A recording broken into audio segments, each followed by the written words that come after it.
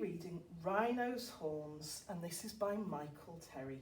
This is one of my favourite stories. Rhino squinted through the glare of the fierce African sunlight. The trees and the paper dry grass shimmered in the heat. Rhino looked at the gazelles, the gnu's, and other animals spread out in front of him on the plain. "Look at those horns," Rhino said wistfully to himself.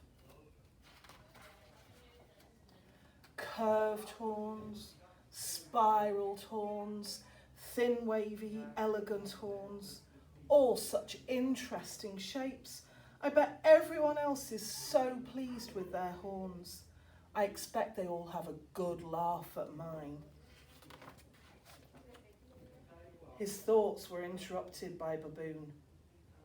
"Why are you looking so miserable, Rhino, old friend?" Baboon asked. "I'm fed up with my horns, Baboon. They look so boring," complained Rhino. "They look great to me," replied Baboon. "They suit you." "No, they don't. They look like pointed lumps of wood." Even saying it made Rhino feel worse.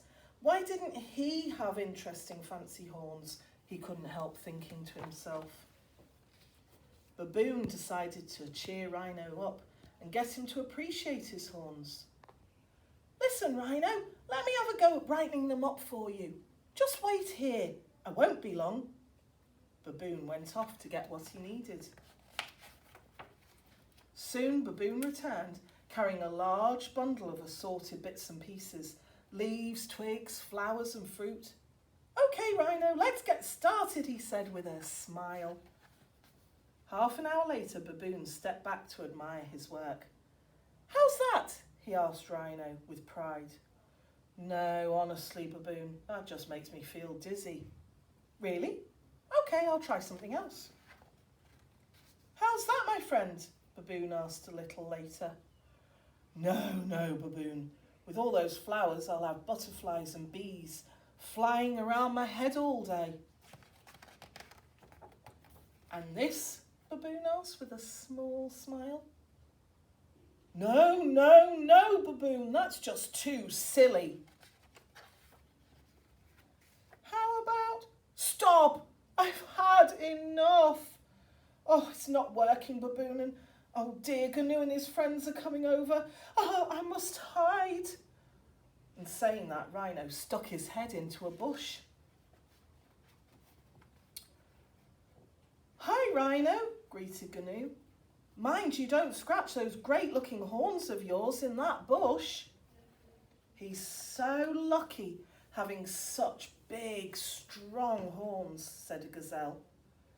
They all munched happily on the flowers, fruit and greenery that Rhino had shaken off his horns. Gnu and the others finished eating and wandered off to look for more to eat. "Did you hear that?" exclaimed Rhino, backing out of the bush. "They think my horns are great." "I told you so," said Baboon. Rhino held his head up high, proudly showing off his horns.